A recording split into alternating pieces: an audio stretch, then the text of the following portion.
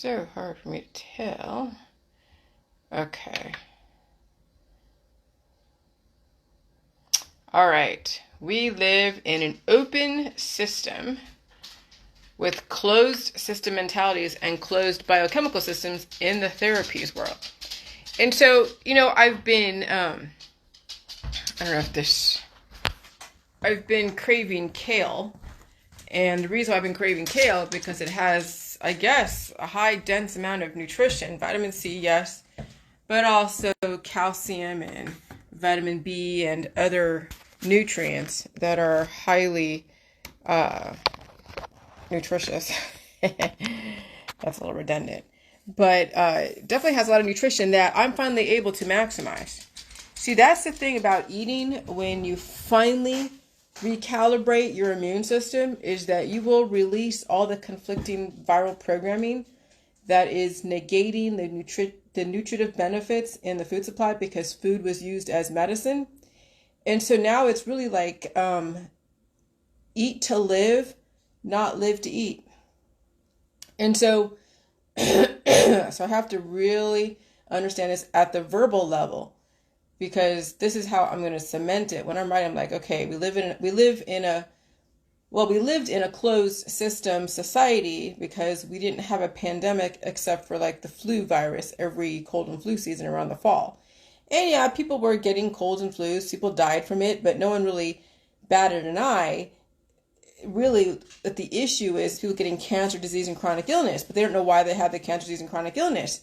They just thought it was just like, oh, it's inherited, it's a predisposition, and nobody can figure out where it comes from. But I can tell you where it comes from. It comes from unreconciled viruses that are stuck in a closed system, causing an extreme negative, then triggering an extreme positive, which is the cancer. And so when you close your system using alimentary canal suppressants, it's easy to trap in conflicting viral programming that will cause you to get a therapy later to get something tailored to your specific algorithms. So just like the Little Mermaid and Ursula, when she was saying, oh yes, poor unfortunate souls, when they're looking to have some kind of relief or some kind of magical potion that will take away fat or help them get the girl or gain some weight or get their eyesight back or get their hearing back. When you have people that are coming into this world at a deficit, they are ripe for the medical holistic system to go and tailor a therapy, because it's like shooting fish in a barrel. When you're dealing with a closed system with predispositions and people coming in at a deficit, then it's easy to go in and turn a gene off or turn a gene on, using the 0 for on and 1 for off to either do a protein synthesis or do a non-protein synthesis or something, a non-synthesis protein. And then then that's how you can commandeer and be the hero in people's worlds. So the binary codes of 0 for off and 1 for on will cause the positive or negative protein synthesis based upon intention, which is why they want more people having children later in life, also at a deficit, because you're seeing the mothers having kids later on in life, and they've used they've shortened their telomeres. So as you get older and you're not replacing the energy that you've used up, and you see women who are in their 40s and 50s losing collagen, losing fat, losing a lot of their life force, then they have a child that's taking even more, but the child's born at a deficit. And so then, later on in life, the child then needs therapies. They're going to be ripe for the pickings for biotech to come in and save the day. So that's the next market, is genetic engineering. More kids at a deficit, the more they will pay to have their hearing back, skinnier body, or other types of wishes and dreams to be desirable in a surface-based society competing against filters, Photoshop, and plastic surgery. And that's the world that we live in at this point. But now everything is accelerating because of how aggressive this virus is. So it was before, it was like an acceptable rate of death, an acceptable rate of decline, same thing, acceptable rate of birth and life and all of that. Now it's been accelerated. And also you're eating foods that are not doing really that much for you, except give you superficial strength, but the real nutritive benefits are actually going into the toilet and not going to you, or it's going to Well, no, it's not really going to you. It's really going to the toilet, because how many people are eating right now that have different issues, on different drugs, and they're aging? So how can you be eating and be aging at the same time? Well, obviously the food isn't doing something for you. If the food was doing something for you, you wouldn't be aging. And so when I was so hungry this weekend, that was directly correlative to the amount of viruses I was exposed to on Friday. And so whatever was eaten away from me, I was replacing in such an aggressive, hangry manner. Okay? But what's going on is people are out there who haven't realigned their operating system, and they're eating food, but it isn't doing much for them, but they don't know it. They don't have that hungry mechanism because their indicators are turned off because they're in a cured state. They don't feel anything. And so, yeah, and so when you don't feel anything, then you're not going to know what to do for your body when it needs it. If I was cured and I was exposed to what I was exposed to on Friday, I would probably get skinnier and skinnier or become more obese if that was the trajectory I was going. Because those viruses would do something to me because how aggressive it is.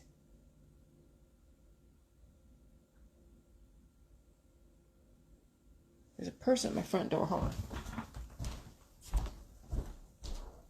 on. Oh. Okay. Huh. All right. Of how aggressive it was, and it is. And so that's the things when people don't, when they turn off their indicators, they won't know when to feed, or they'll feed at the times that it's not going to make a difference and it'll go through their body. And, and so that's the thing is eating needs to be something that is going to do something for you, not just be a pastime or, I don't know, a hobby. I mean, I like to cook, but I cook to live. I cook to live. It's not something that is an entertainment for me. And it can be. I know that's how we've treated eating in our society when we've only had so long to live, is that eating just became more of to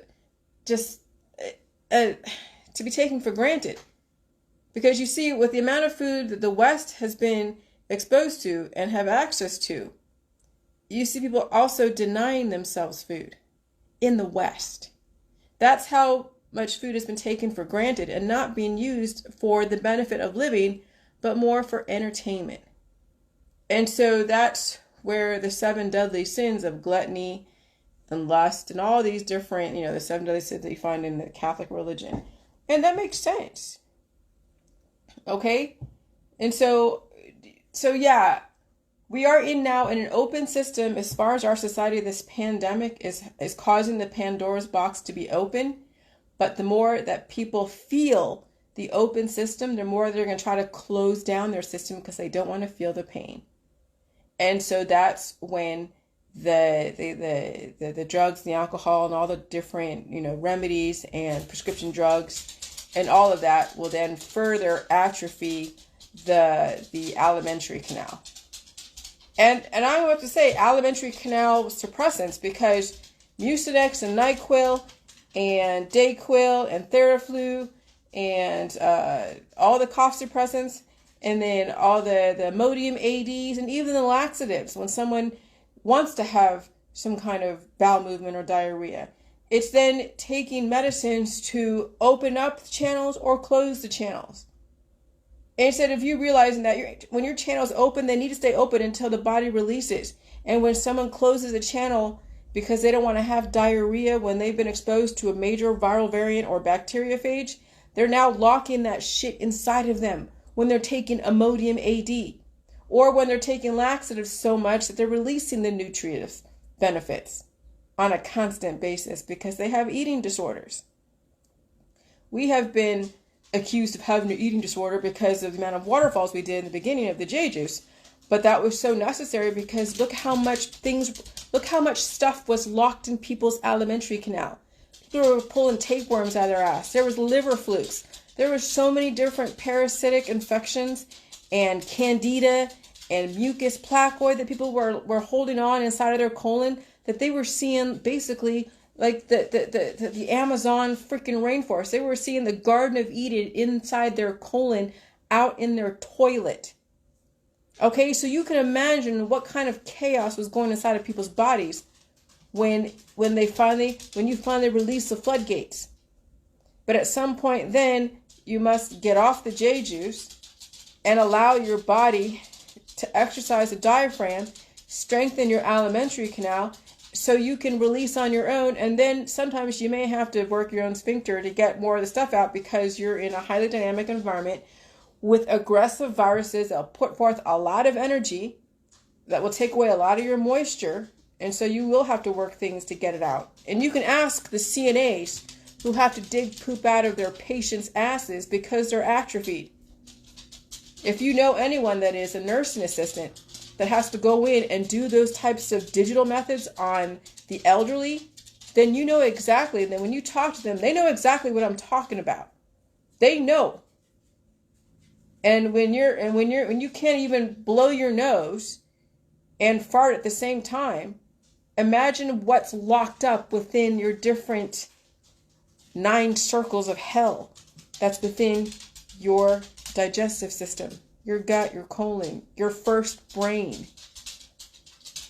And so we got to release the demons, because yes, if you allow things to be locked up inside of you, then you're going to force biotech to come in and grant your every wish and do genetic engineering, which is what they wanted to do in the beginning, in the first place. That's the beauty of biotech, is that when they lock up your system, and now you have 50 million different viral programmings that can be negating your food supply, that could also be causing other issues and hormone, imbalances. And they're going, okay, we'll give you a pill for this. We'll give you a therapy for this. We're going to give you, a concoction for this. We're going to give you a surgery for this. We'll do a laser thing for this.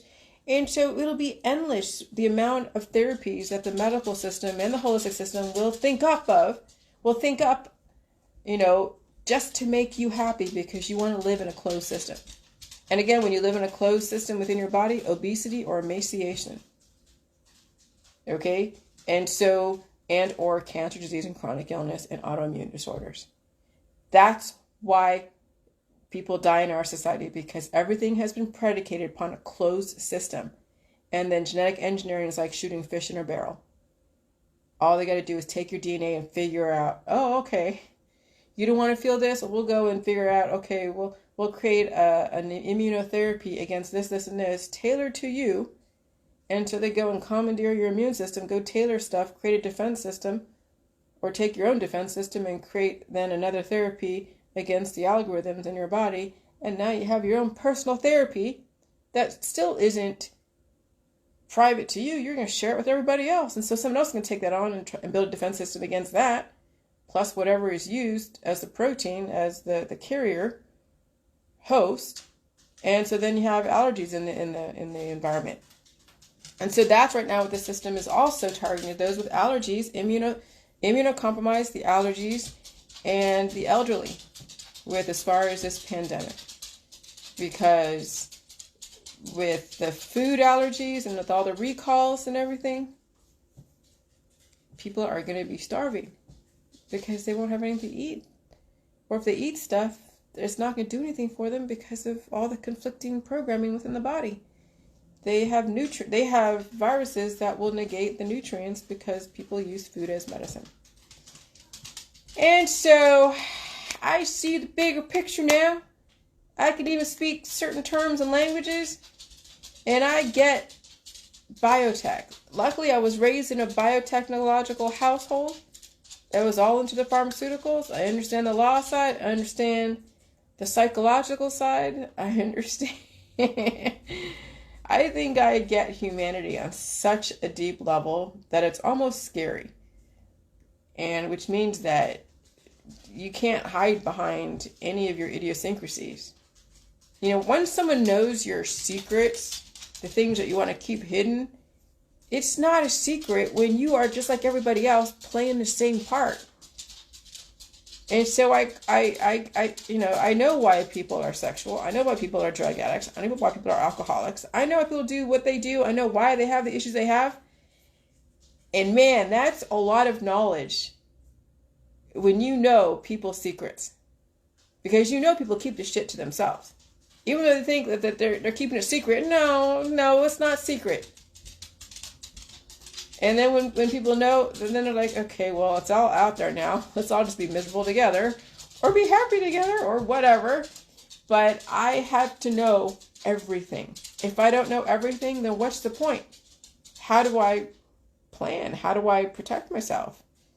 How do I stay alive in this aggressive environment? I mean, if you don't know everything and you don't want to know everything, then what are you here for?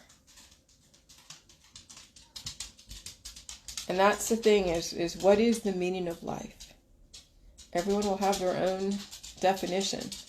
But my definition is make the best of whatever situation I'm in, regardless of how everything is changing, and survive it and give myself the opportunity, give people around me the opportunity.